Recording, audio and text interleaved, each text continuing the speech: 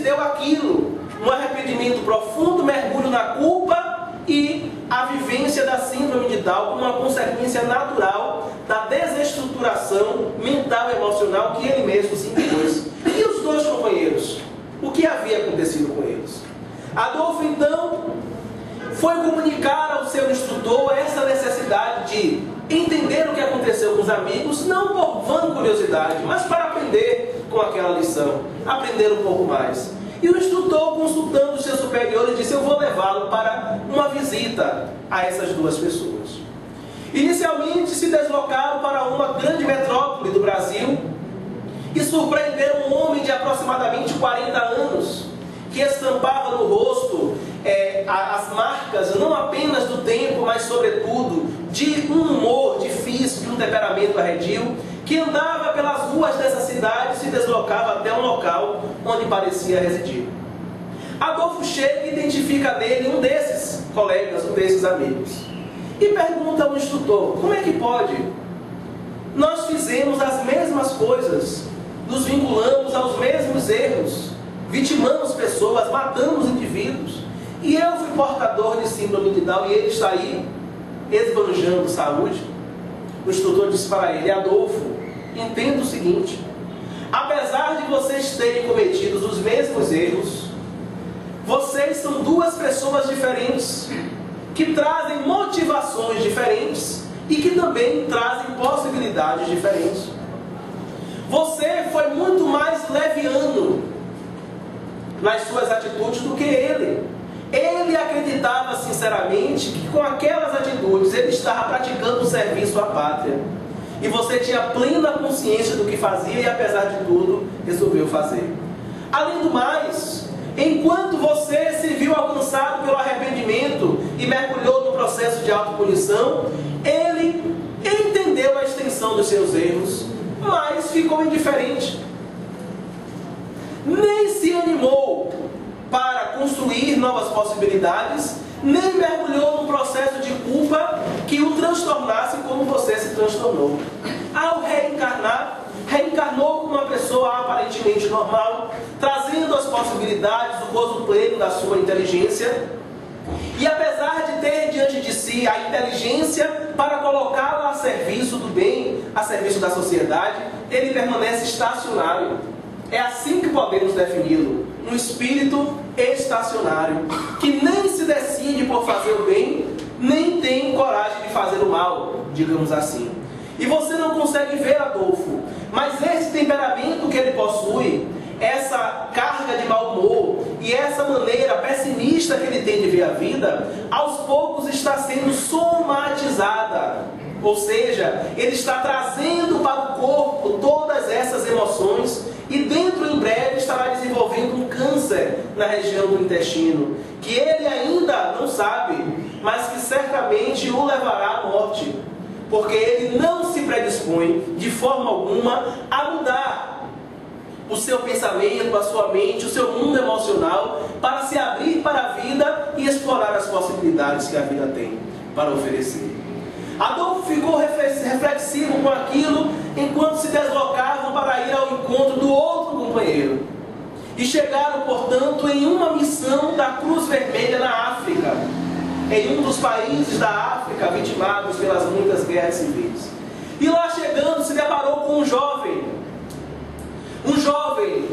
que aparentava ter seus 27, 28 anos, muito bonito, elegante, com um porte muito bom, com abdômen de tanquinho, assim, bonito que nem eu.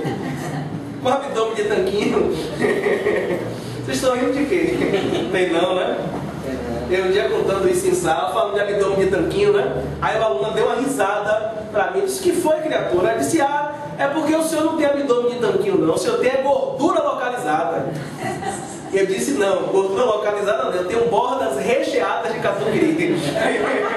Aprenda, viu, Luciano? Nós não temos gordura localizada, nós temos bordas recheadas de catupiry. Eu virei para ele e disse: tem quem goste, viu?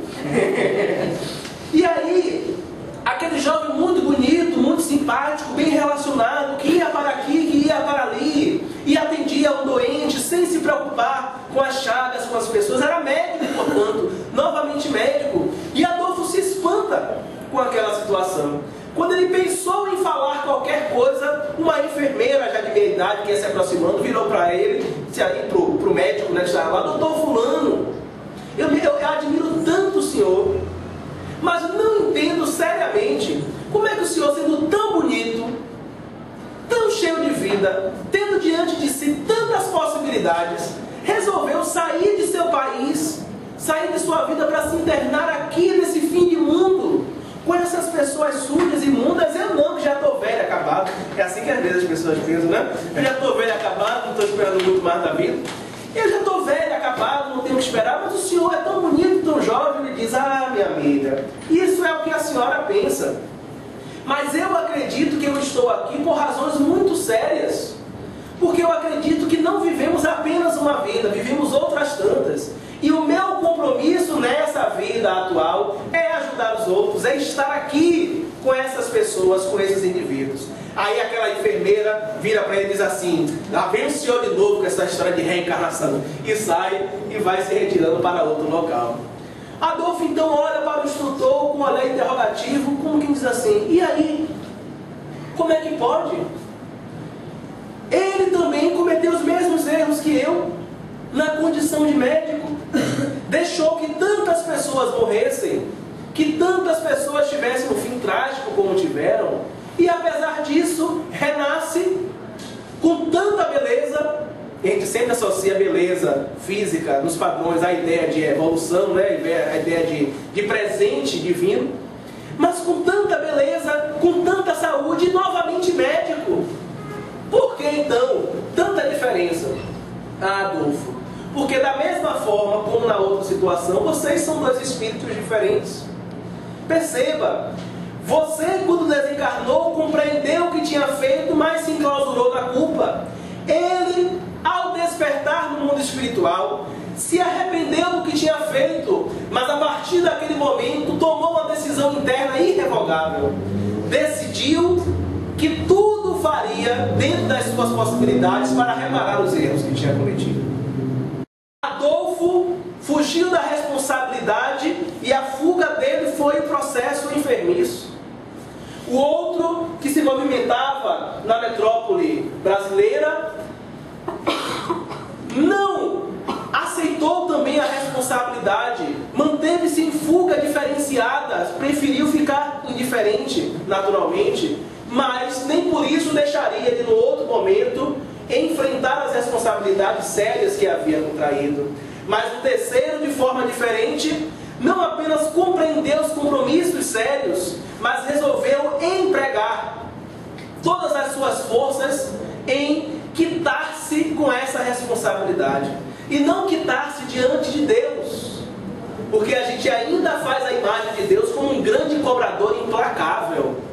Eu nunca esqueço uma professora que tive de filosofia do direito, a professora Maria das Graças Belove, talvez conhecida de alguns, que ela dizia na sala assim: eu era muito verdinho ainda, não tinha nem elementos para conversar com ela, né? Embora não tenha hoje tantos, né? Mas na época, hoje um pouco mais do que antes.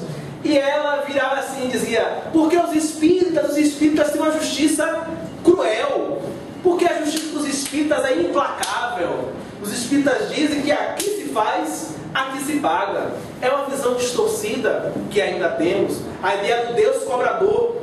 Quando eu vejo isso, falar: vou pagar os meus pecados, tem que pagar, eu penso em Deus, né? Um cobrador lá, cheio de auxiliares e cheio de títulos de cobrança na mão, né? E aí os santos lá, São Pedro, São não sei o que, como oficiais de justiça, né? Ele dizendo: vai, cobre, aí vai lá e cobra, vai lá, intime, não sei o que, prazo para contestar. Eu sempre penso nessa imagem. Mas a lei de Deus, embora seja uma lei de justiça, é também uma lei de amor. E a proposta da lei de Deus não é uma proposta punitiva, é uma proposta educativa. Adolfo viveu aquilo porque, embora inconscientemente, foi ele quem escolheu. Quando ele escolheu as emoções, os pensamentos, os sentimentos que tomariam conta do seu mundo interior. Aquele terceiro médico que estava na África conscientemente escolheu.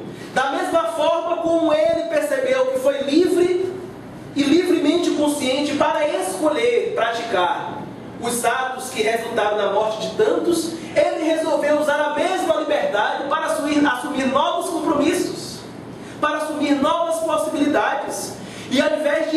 escolher a queixa, de escolher a estagnação, ao invés de escolher a condição de coitado, eu errei, eu fiz, eu pequei, não.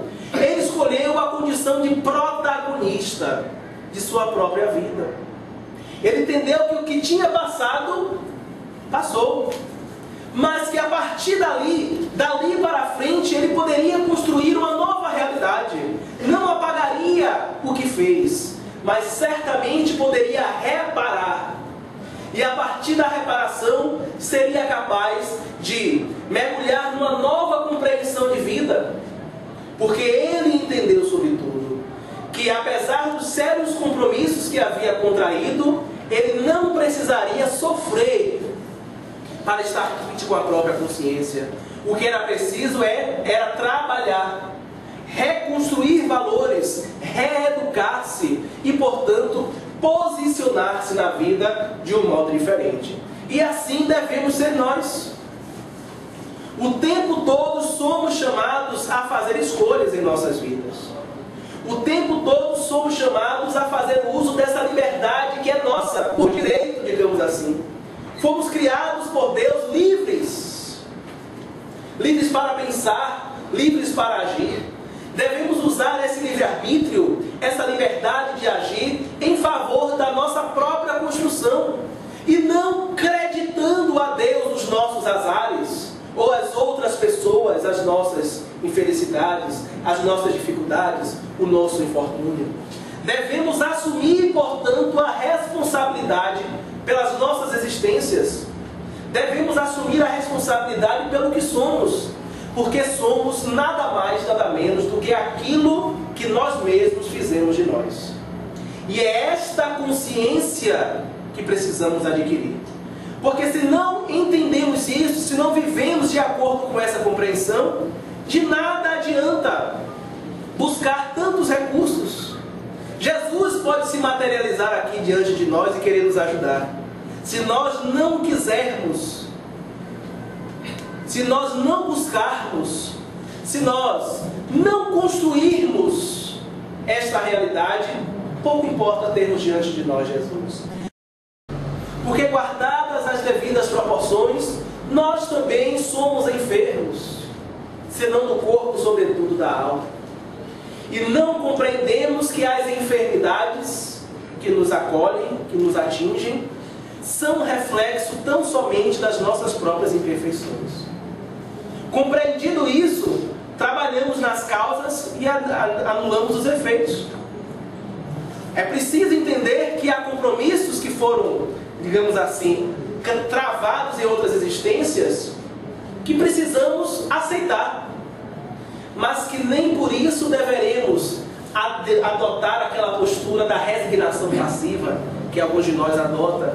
Se fala que precisamos ser resignados, né? Só que a ideia de resignação me lembra muito Bernardo Loureiro, né?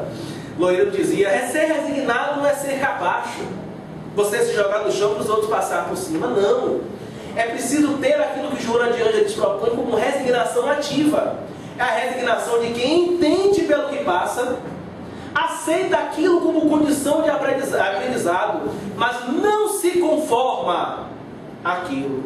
Trabalha para ser sempre melhor, para realizar sempre o melhor.